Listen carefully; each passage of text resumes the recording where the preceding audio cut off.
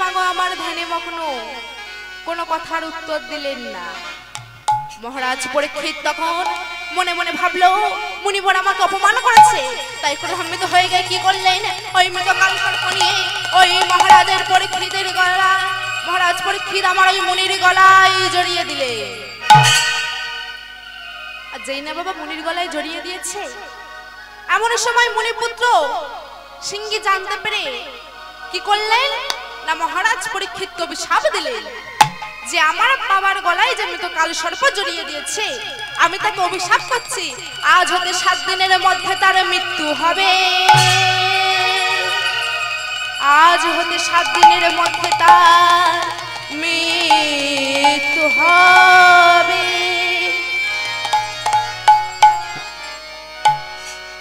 সিংহী মুনির অভিশাপ অনুযায়ী বাবা মহারাজ পরীক্ষিতের আমার মৃত্যু হবে, তাই মহারাজ পরীক্ষিত চলে গেলেন কার কাছে না, গুরুদেবের কাছে। গুরুদেব, এই গুরুদেব কথার অর্থ কি বা? গুরুদেব কথার অর্থ কি বাবারা? গুরু শব্দের অর্থ হলো অন্ধকার, আর রূপ শব্দের অর্থ হলো আলো। যিনি আমাদের অন্ধকার থেকে আলোর পথে নিয়ে যান তিনি হলেন গুরুদেব। তাহলে গুরু শব্দের অর্থ হলো অন্ধকার, আর রূপ শব্দের অর্থ হলো আলো। যিনি আমাদেরকে অন্ধকার থেকে আলোর পথে নিয়ে যান তিনি হলেন গুরুদেব। তো ওই গুরুদেবের কাছে গিয়ে মহারাজ পরীক্ষিত করজোড়ে বলছে, হে মুনিবর, আপনি আমাকে বলে দিন, আপনি আমাকে বিধান দিন যে কি নাম করলে, কি যজ্ঞ করলে আমার 7 দিনের মধ্যে আমার পরমায়ুটা, আমার এই পরমাত্মাটা বৈকুণ্ঠ ধাম প্রাপ্তি হবে। হরি বল হরি বল। তখন গুরুদেব বললেন, মহারাজ পরীক্ষিত শোনো শোনো, তুমি আমার সঙ্গে চলো, তুমি ওই রাজবসন ত্যাগ করো, ওই রাজ্য ত্যাগ করে আমার সঙ্গে চলো সরস্বতী নদীর তীরে। আমি সেখানে তোমাকে হরিনাম শোনাবো, যার ফলে তোমার ওই আত্মাটা খুবই তাড়াতাড়ি বৈকুণ্ঠ ধাম প্রাপ্তি হবে। তাই মহারাজ পরীক্ষিত চলে গেলেন গুরুদেবের সঙ্গে সরস্বতী নদীর তীরে। আর গিয়ে কি করছে না, সেই কৃষ্ণ নাম, সেই হরিনাম করছে। কেমন ভাবে? ও পথ চলিতে আর বলিতে, পথ চলিতে আর বলিতে, পথ চলিতে আর বলিতে, পথ চলিতে আর বলিতে, তোমরা গাহো গাহো কৃষ্ণ নাম, মধুর নাম, হরি নাম। তোমরা গাহো গাহো কৃষ্ণ নাম, মধুর নাম, হরি নাম। তোমরা গাহো গাহো কৃষ্ণ নাম, মধুর নাম, হরি নাম।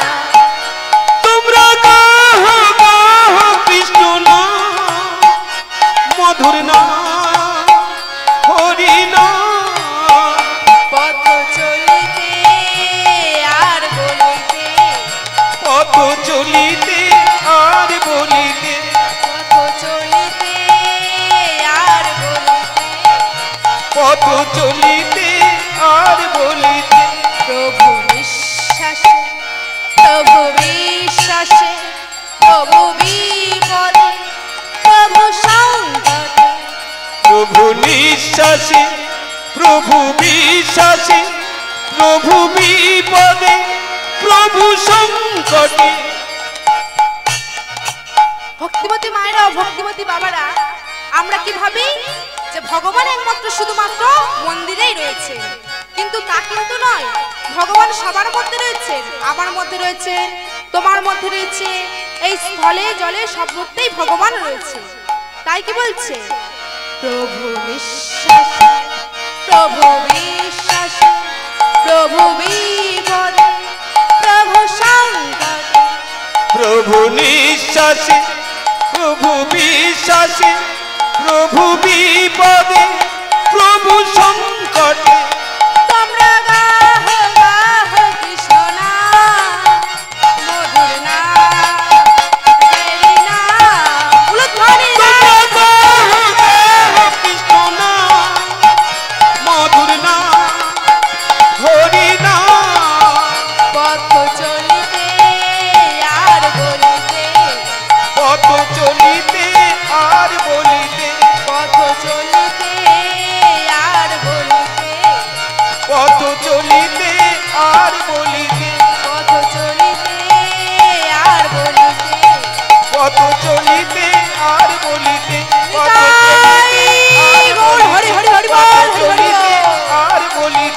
পথ চলিতে আর বলিতে।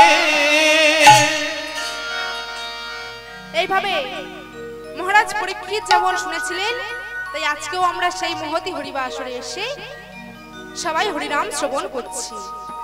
আর হরিবাসর কোথায় হয় মায়েরা বাবারা?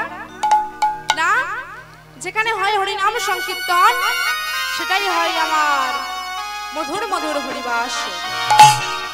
যেখানে হয় খোল করতাল সঙ্গত সেটাই হয় আমার মধুর মধুর হরিবাস। যেখানে হয় আপনাদের মতো ভক্তের সমাগম সেটাই হয় আমার মধুর মধুর বৃন্দাবন। তাই আজকে আমরা সেই মহতি বৃন্দাবনে এসেছি।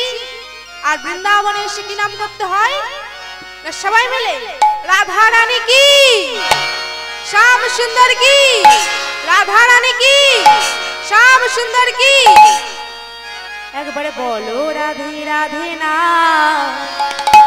চলো বৃন্দাবন ধাম। একবার বলো বলো রাধে নাম, চলো মন বৃন্দাবন ধাম। একবার বলো রাধে রাধে না, চলো বৃন্দাবন ধাম।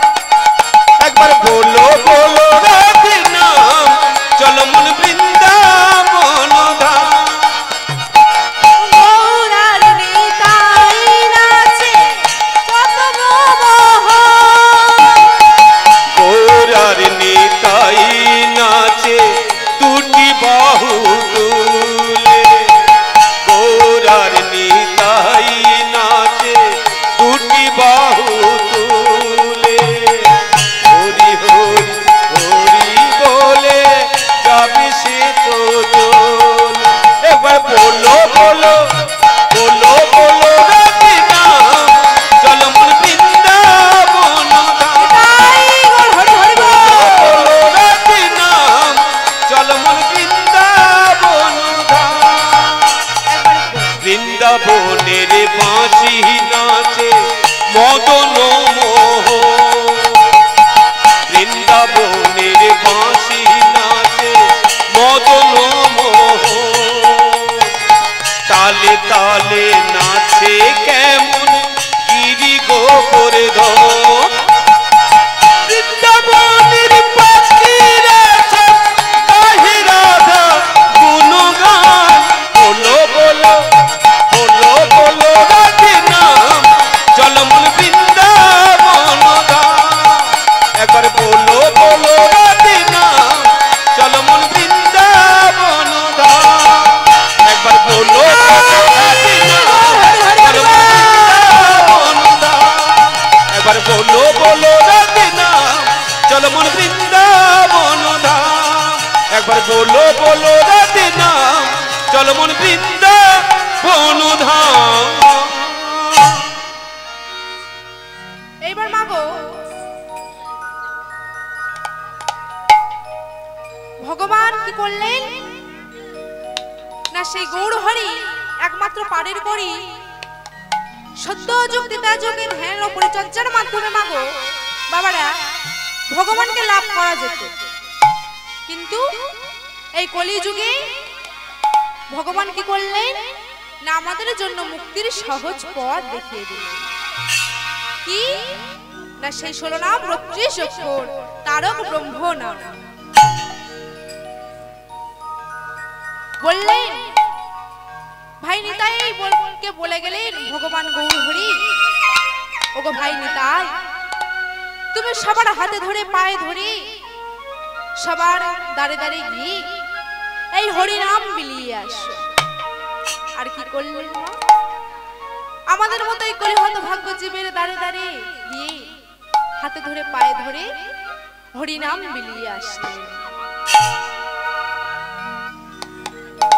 আর আমরা সেখানে মূর্খ মানব জীব কি করি? না আমরা হরি নাম করি না, কৃষ্ণ নাম করি না। আমরা অপরাধ নেবেন না মাগো, আমরা পশুদের মতো দিন যাপন করি। শুধু কি করি না খাই আর হরি নাম করি না, কৃষ্ণ নাম করি না। আমরা যখন মাগো মাতৃগর্ভে থাকি তখন আমরা ভগবানের কাছে গিয়ে বলে আসি জগ ভগবান ও গৌর হরি, তুমি আমাদেরকে মুক্তি দাও।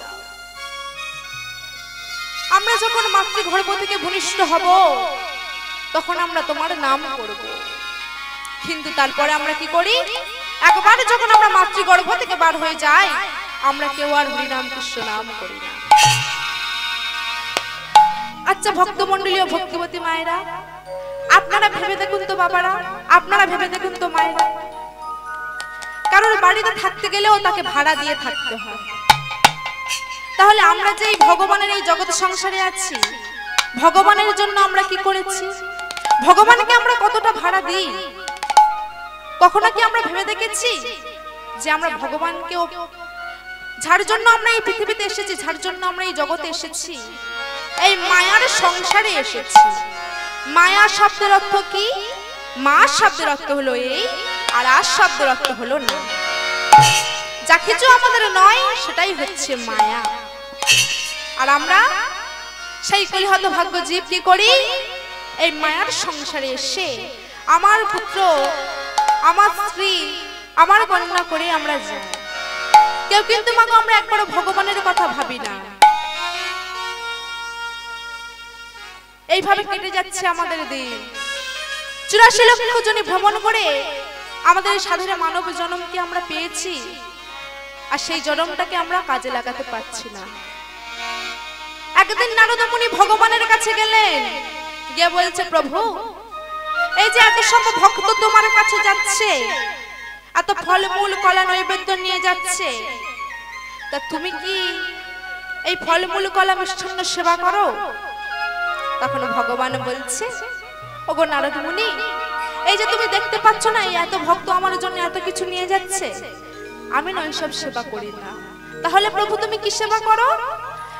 ওগো নারদ মুনি, আমি কি সেবা করে জানো? আমি সেবা করি ভক্তের ভক্তি আর ভক্তের নয়নের জল। যদি কোনো ভক্ত আমাকে একবার নয়ন জলে মুখ ভাসিয়ে ডাকে, আমি যেন থাকতে পারি না নারদ মুনি, আমি যে তার ডাকে চলে যাই, আমি যে তার ডাকে সাড়া দিতে বাধ্য হই। নিতাই গৌর হরি বলে বলে মাগো তখন ভগবানকে আর ভগবানের দাস হতে হয় না আমাদের, আমরা ভগবানের দাস হয়ে যাই। হরি বল হরি বল।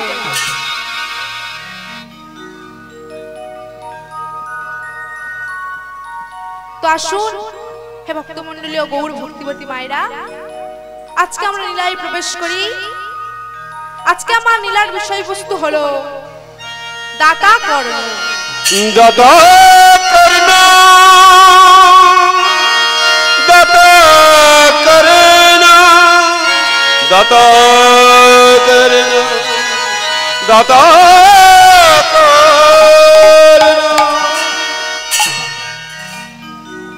একদিন কুন্তী দেবী যখন তার পিতার গৃহে ছিলেন, সে সময় মহামুনি দুর্বাসা অতিথি হয়ে এসেছিলেন। মহারাজ তার অনুরা কন্যা কুন্তী দেবীকে ডেকে বললেন, ওগো কুন্তী, তুমি মহামুনি দুর্বাসার সেবার দায়িত্ব নাও। তাই কুন্তী দেবী কি করেন? গুরুদেবের চরণ সেবা করেন। কেমন করে? গুরু কি পাহি কেবল, গুরু কি পাহি কেবল, গুরু কি পাহি কেবল,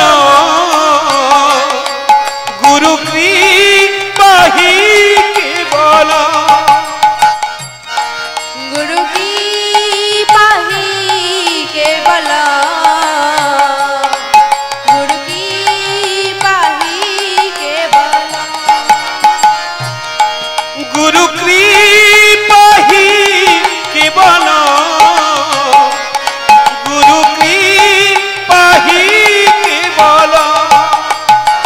ও দুটি চরণে শরণ নীলা, ও দুটি চরণে শরণ নীলা, ও দুটি চরণে শরণ নীলা, ও দুটি চরণে শরণ নিলাম গুরু কি পাহিতে বলা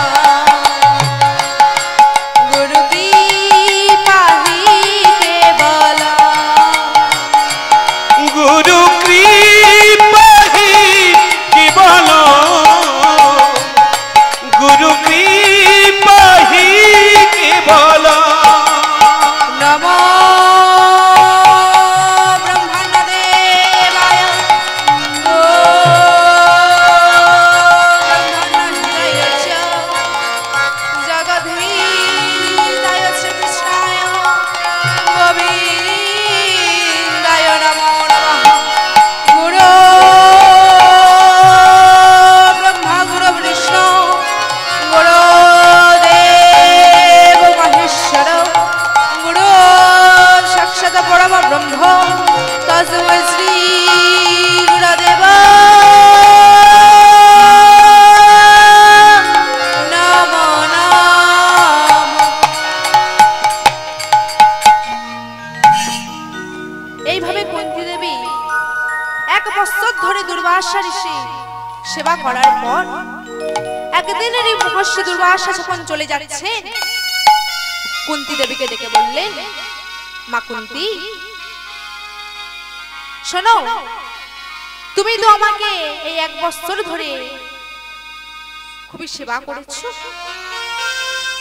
আমি তোমার সেবায় অতি সন্তুষ্ট হয়েছি, তাই আমি যাওয়ার আগে কুন্তী তোমাকে না আমি একটা মন্ত্র দিয়ে যেতে চাই, যে মন্ত্র একবার স্মরণ করলেই তুমি যে দেবতাকে যখনই স্মরণ করবে তখনই সে দেবতা তোমার সামনে এসে উপস্থিত হবে।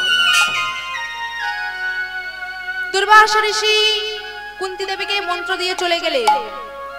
এদিকে পরের দিন সকালবেলা কুন্তী দেবী মনে মনে ভাবছে যে গুরুদেব তো আমাকে মন্ত্রটা দিয়ে গেল, কিন্তু আমি যদি মন্ত্রটা একবার জপ করে না দেখি মন্ত্রটা কি আমার মনে থাকবে?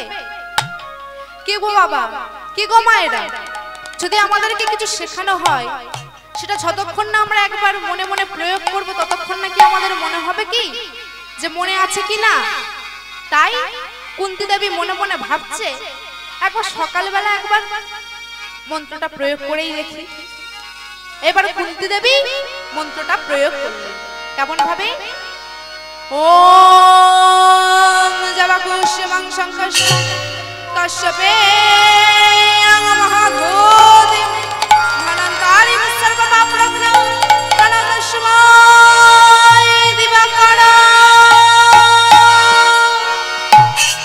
ওম জবাকুষ্যমং শঙ্কর্ষ কশ্যপেয়ং মহাভূতিম ধনন্তারিম সর্বপাপরগ্নং প্রণতস্মৈ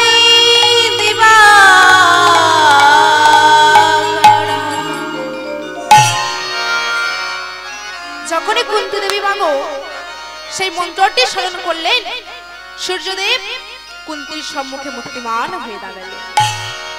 এসে বলছে, কুন্তী বলো কুন্তী, তুমি কি বর চাও? কুন্তী বলছে, কে প্রভু আপনি? আমি তো আপনাকে চিনি না। সে কি কুন্তী, তুমি তো আমাকে স্মরণ করেছো, কিন্তু হে প্রভু আমি তো আপনাকে অনাগতবশত স্মরণ করেছি, তাই আমি আপনার কাছ থেকে এখন আমি কিছু চাই না, আপনি চলে যান, আমি পরে আপনার কাছ থেকে কিছু চেয়ে নেব। কিন্তু সূর্যদেব বললেন, ওগো কুন্তী, তুমি যদি আমার কাছ থেকে কিছু না চাও তাহলে যে তোমার এই মন্ত্রক্রিয়া নষ্ট হয়ে যাবে। হে সূর্যদেব, তাহলে আপনি কোনো বর দিয়ে যান। ওগো কুন্তী, হয়তো তোমার কিছু চাইবার নেই, কিন্তু আমার যে কিছু চাইবার ছিল। বলুন সূর্যদেব, আপনি কি চান আমার কাছ থেকে? কুন্তী, আমি চাই যে তুমি আমাকে আলিঙ্গন করো না। বলো না, সূর্যদেব এমন করে বলবেন না, বলো এমন কথা বলবেন না সূর্যদেব। বলো না, বলো না।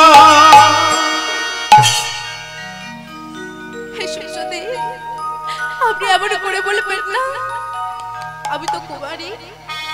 এই কুমারী অবস্থায় যদি আমি আপনাকে আলিঙ্গন দিই, তাহলে জয়ী ঔরসে আমার গর্ভে সন্তান আসবে। তখন যে সমাজ আমাকে কলঙ্কিনী বলবে, এই সমাজ যে আমাকে কুলাটা বলবে,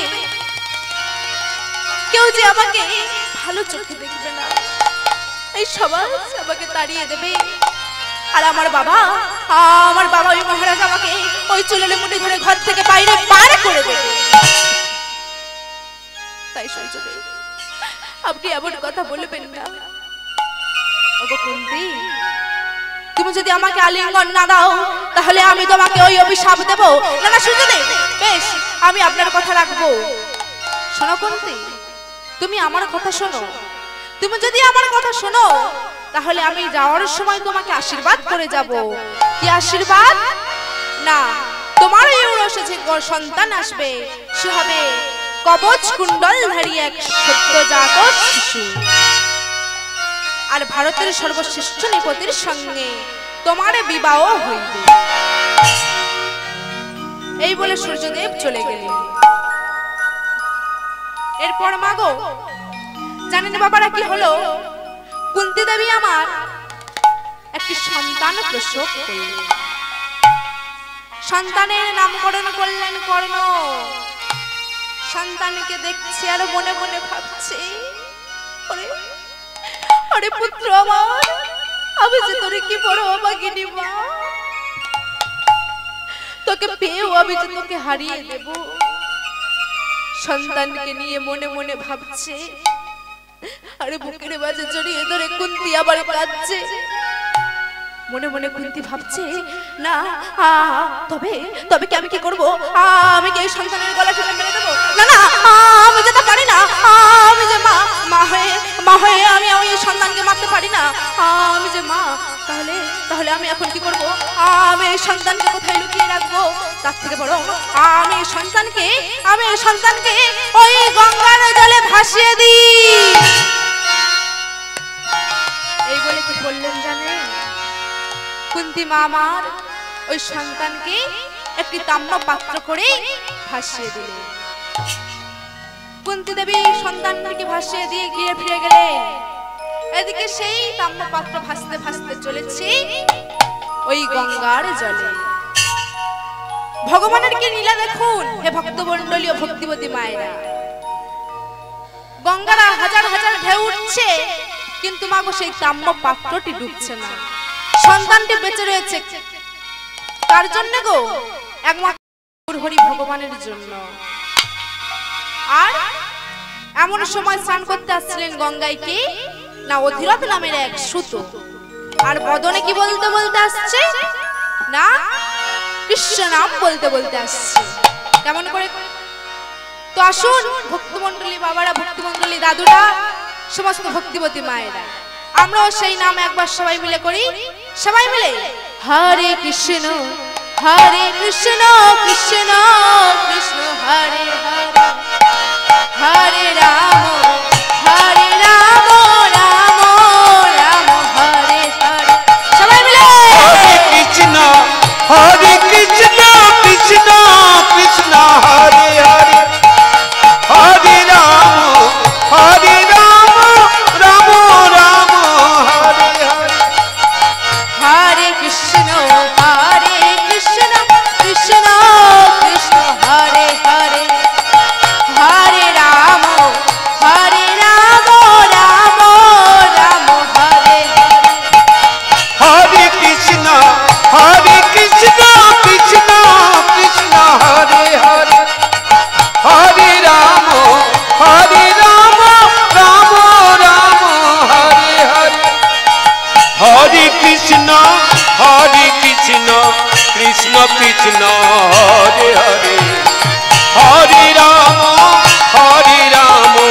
রাম রাম হরে হরে। হরে কৃষ্ণ কৃষ্ণ কৃষ্ণ হরে হরে, হরে রাম রাম হরে হরে। হরে কৃষ্ণ কৃষ্ণ কৃষ্ণ হরে হরে, হরে রাম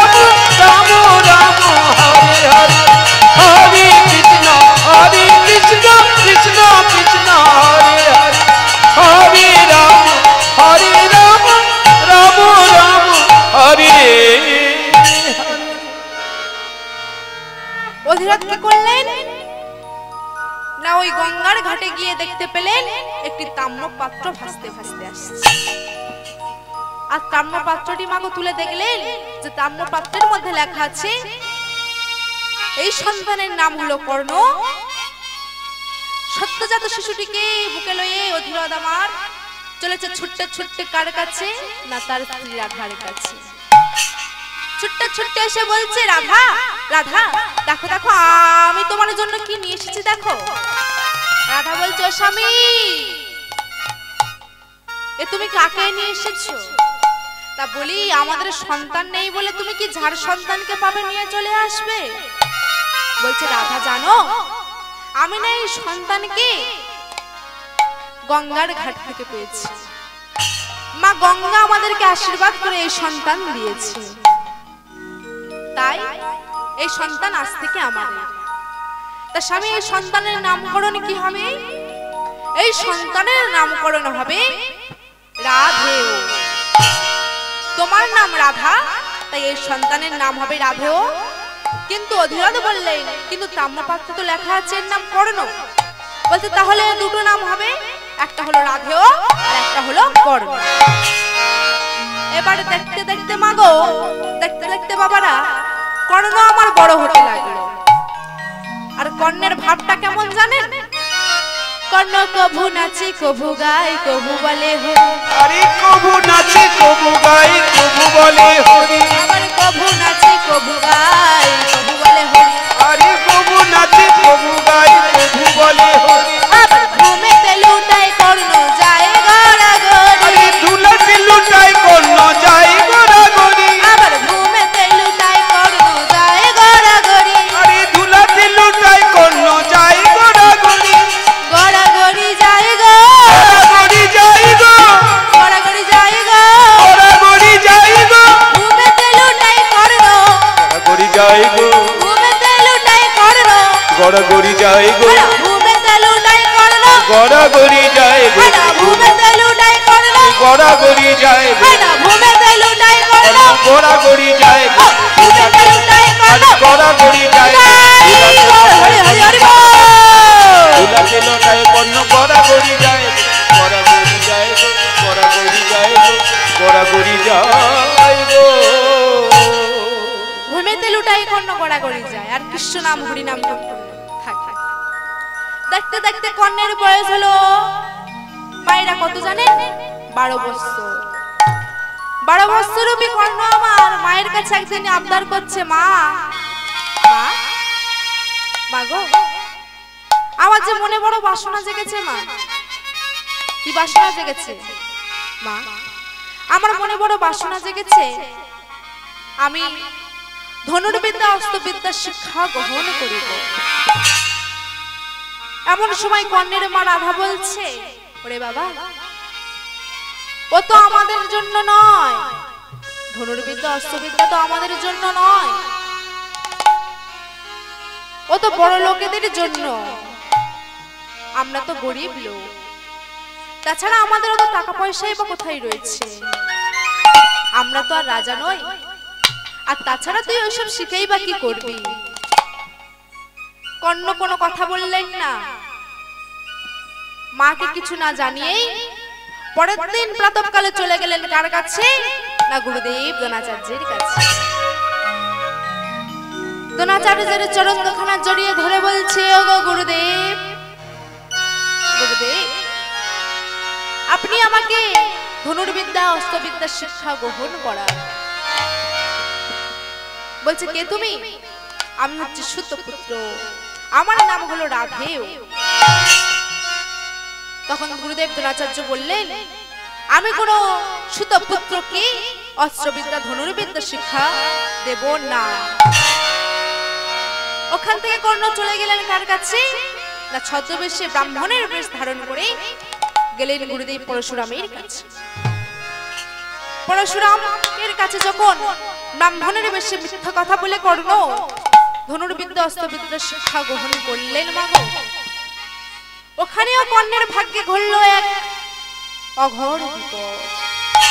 নাকি একদিন যখন কর্ণ গুরুদেব পরশুরামের কোলে মাথা রেখে ঘুমাচ্ছিলেন এমন সময় এক বড় জকির এসে ওই কর্ণের পায়ে দংশন করিল।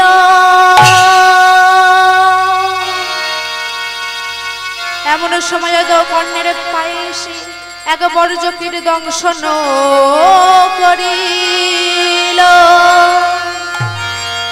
এমন সময় এক বড় জকির এসে ওই না কর্ণের পায়ে দংশন করিল। দংশন করিল যেই না বাবা কর্ণের পায়ে এসে ওই বর্জকির দংশন করেছে, কর্ণ আমার মাগো গুরুদেবকে কিছু বলল না।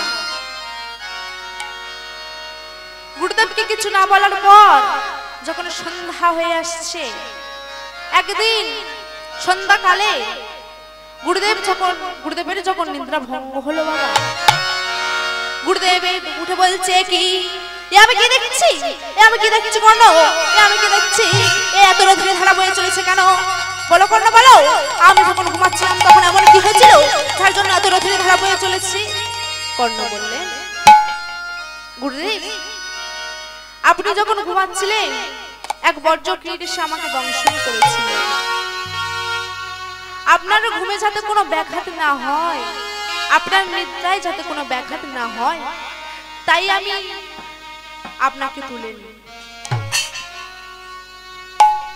পরশুরাম মনে মনে ভাবলেন কর্ণ তো সুতপুত্র হতে পারে না, কর্ণ তো ব্রাহ্মণ পুত্র হতে পারে না। কর্ণ যদি ব্রাহ্মণ পুত্র হয় তাহলে এত কষ্ট এত যন্ত্রণা সে সহ্য করবে কেমন করে? তুমি তো ব্রাহ্মণ পুত্র নাও।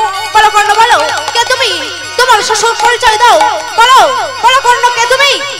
গুরুদেব গুরুদেব আমি হলাম সুতপুত্র।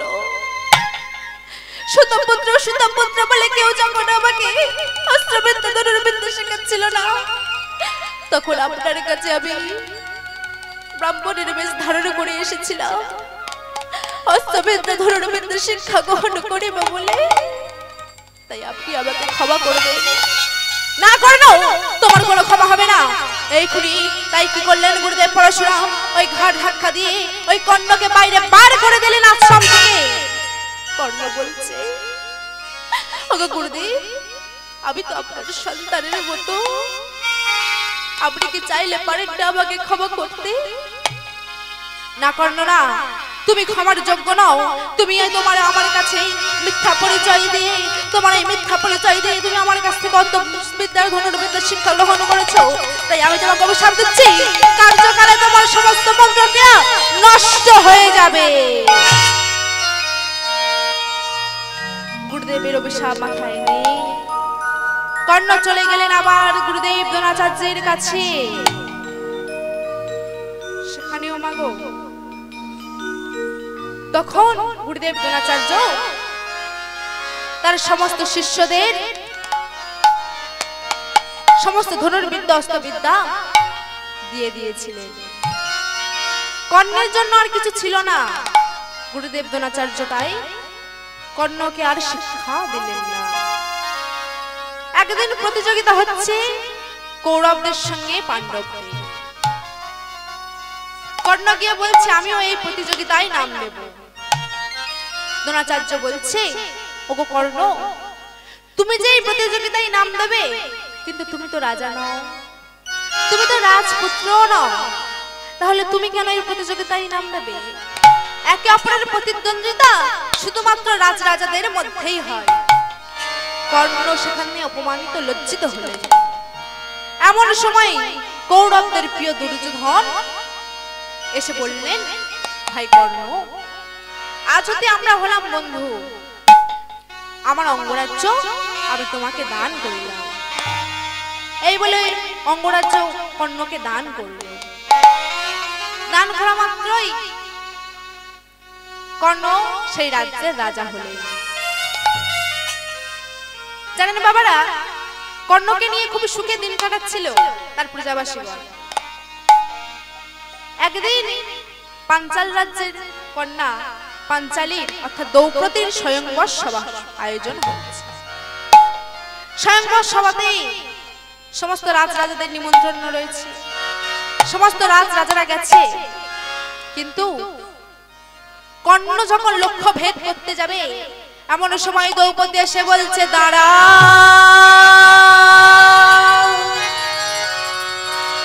তুমি ওখানে দাঁড়া,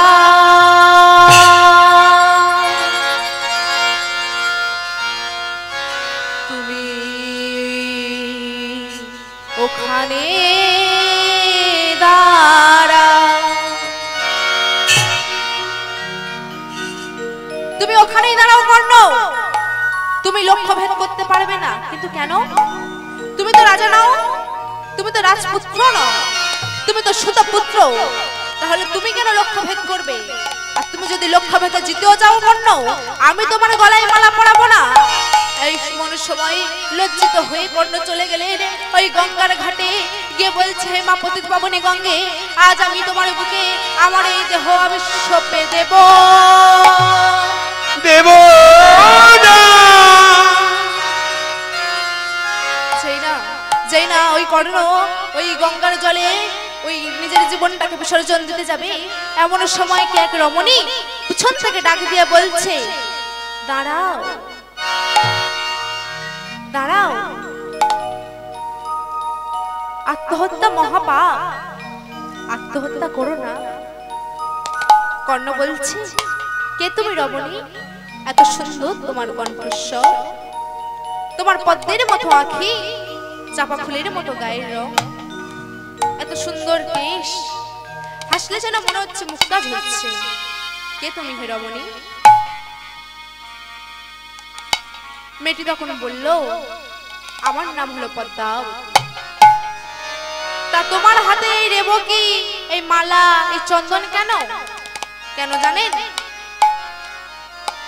আমি আপনাকে আমার পতিরূপে বরণ করতে চাই। কিন্তু হে রমণী, আপনি তো জানেন না যে আমি কে। আমি আপনার বিষয়ে কিছুই জানতে চাই না। আমি দেবাদিদেব ভোলানাথের স্বপ্নাদেশ পেয়ে আপনার গলায় মালা পরিয়ে আমার স্বামী হিসাবে আমি বরণ করে নিতে চাই। এই বলে কর্ণের গলায় মালা দিয়ে পদ্মাবতী ও কর্ণের বিবাহ হলো। বিবাহ হওয়ার পর মাগো প্রজাবাসীরা ঠিক করলেন যে এইভাবে তো বিয়ে হয় না, তা কি করা হবে না, মহারাজের বিয়েতে একটু ধুমধাম করে আনন্দ করা হবে। তাই প্রজাবাসীগণ কি করলেন না, সানাই বাজিয়ে মহারাজের বিয়ে আবার নতুন করে দিলেন।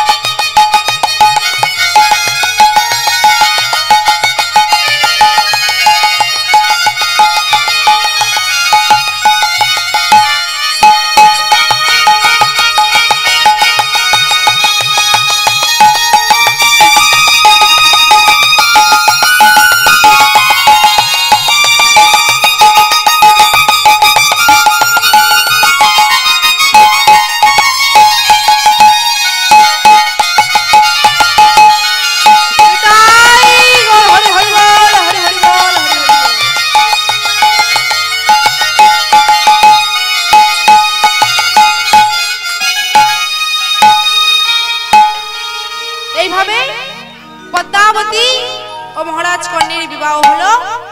প্রজাবাসীরা সবাই খুব আনন্দিত হলেন। তারপর মাগো একদিন পদ্মাবতী বলছে, একদিন মহারাজ কর্ণ বলছে, ওগো পদ্মাবতী, আমার মনে বড় বাসনা জেগেছে যে আমি আজ থেকে যত প্রজাবাসীগণ আমার কাছে যা নিতে চাইবে আমি তা দু হাত ভরে তাদেরকে দান করিব। তাই কি করলেন? পদ্মাবতী বললেন, বেশ তো স্বামী, আমি তো আপনার অর্ধাঙ্গিনী, আপনার ইচ্ছাই আমার ইচ্ছা। আপনি আপনার যে প্রজাকে যত দান করবেন, যেমন ভাবেই দান করুক না কেন, আমি তাতে সন্তুষ্টই হব। এইবার পদ্মাবতীও রাজি হয়ে গেল, আর কর্ণও রাজি হয়ে গেল। এইবার মহারাজ কর্ণও তার যথাসাধ্য মতো প্রজাবাসীকে দান ধ্যান করে। দান ধ্যান করার পর মাগো একদিন পদ্মাবতী স্বামীর কাছে এসে বলছে, গো স্বামী, জানেন বাবারা, পদ্মাবতী স্বামীর কাছে এসে বলছে, স্বামী, আমি না, তুমি তো তোমার এই প্রজাবাসীদেরকে যা চাই তুমি তো তাই দান করো, আমি না তোমার কাছে একটা জিনিস চাইতে এসেছি। তা বলো পদ্মা, কি তোমার মনের বাসনা, কি তুমি চাও? জানো স্বামী, আমি না তোমার কাছ থেকে একটু সন্তান চাইছি। তা বেশ তো পদ্মা, আমি সবার ইচ্ছা পূরণ করছি, আর তোমার ইচ্ছা পূরণ করবো না? তুমি তোমার স্ত্রী, বেশ। এইবার আস্তে আস্তে মাগো পদ্মাবতী মা আমার গর্ভবতী হলো। আহা দিনে দিনে বারে গর্ভ শশীকলা প্রাণ, আহা দিনে দিনে বারে গর্ভ শশীকলা প্রাণ, দিনে দিনে বারে গর্ভ শশীকলা, আহা দিনে দিনে বারে গর্ভ শশীকলা প্রাণ। দেখিয়া সেই পদ্মাবতী আনন্দিত হয়, আরে দেখিয়া সেই পদ্মা দেবীর আনন্দিত হয়, আবার দেখিয়া সেই পদ্মাবতী আনন্দিত হয়, দেখিয়া সেই পদ্মাবতীর আনন্দিত হয়। আনন্দ ধরে না, আনন্দ ধরে না, আনন্দ ধরে না, আনন্দ ধরে না, দেখিয়া সেই পদ্মাবতী আনন্দ ধরে না, আরে দেখিয়া সেই পদ্মাবতীর আনন্দ ধরে না, দেখিয়া সেই পদ্মাবতীর আনন্দ ধরে না, আরে দেখিয়া সেই পদ্মাবতীর আনন্দ ধরে না, দেখিয়া সেই পদ্মাবতীর আনন্দ ধরে না, দেখিয়া সেই পদ্মাবতীর আনন্দ ধরে না, দেখিয়া সেই পদ্মাবতীর আনন্দ ধরে না, দেখিয়া সেই পদ্মাবতীর আনন্দ ধরে না, আনন্দ ধরে না, আনন্দ ধরে না, আনন্দ ধরে না, আনন্দ ধরে না। এইবার পদ্মাবতী মা আমার খুব তাড়াতাড়ি একটি সন্তান জন্ম দিলেন। আর সন্তানের নামকরণ কি করলেন গো বাবারা? সন্তানের নামকরণ করলেন বিশ্বকেতু। এবার বিশ্বকেতু বড় হচ্ছে, এমন সময় ভগবান ভক্তাধীন ভগবান গৌর হরি আমার মনে মনে ভাবছে যে কর্ণ যে কত বড় দাতা হয়েছে বাবা, কর্ণ যে বড় বড় দানী হয়েছে, ভগবান একবারে এসে পরীক্ষা করবে। তাই শ্রীকৃষ্ণ মুরারি আমার গোবিন্দই আমার কি করলেন না, কর্ণের ছলিবার লাগি ব্রাহ্মণের বেশ ধারণ করে কর্ণের প্রাসাদের সামনে এসে উপস্থিত হয়ে এসে বলছো, দাঁড়ি দাঁড়ি যাও, তোমার মহারাজকে গিয়ে খবর দাও, বলো যে ধারে এক ব্রাহ্মণ অতিথি এসেছে। দাঁড়িয়ে গিয়ে মহারাজকে বললেন, মহারাজ, একজন ব্রাহ্মণ আপনার দাঁড়িয়ে এসেছে অতিথির হয়ে।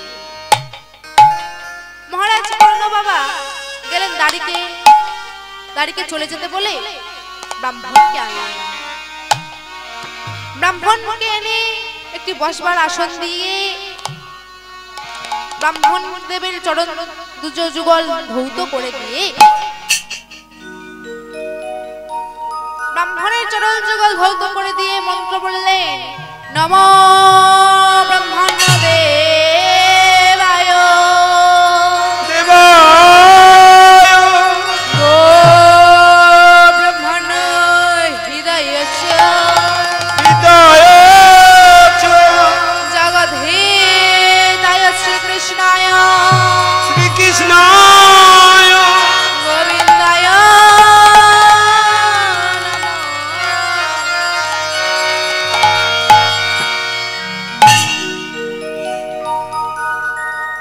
ব্রাহ্মণ দেবে বাবা চরণ যুগল ধৌত করে দিলেন।